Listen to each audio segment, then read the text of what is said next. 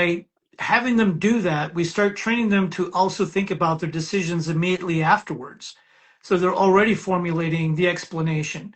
So when we're not providing people an opportunity to discuss their decisions, even worse, when we're giving quote unquote training that doesn't include decision making, we're not setting them up to be effective law enforcement. We're training them, how do I BS my way out of this, if anything? Now they're being held accountable and they're not used to being questioned. They're not used to explaining. They're not used to replaying in their mind why they did things and what they saw and what they experienced. By having them do that, we start training them to also think about their decisions immediately afterwards. So they're already formulating the explanation. They're already formulating what they're going to testify to.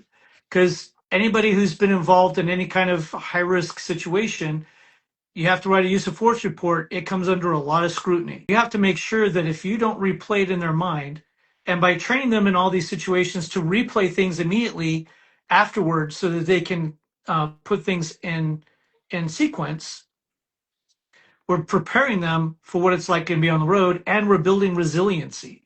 Because I honestly and truly believe that a lot of the problems we have with law enforcement personnel being afraid, not only is a part of the de-escalation failure that we've called training, but I think it's because we don't have them thinking about why they did things. They're not used to being able to make a mistake or go through some high stress situation and then talking about it afterwards. They debrief is also something that they do. When I worked for JPRA, I ran the debriefers course.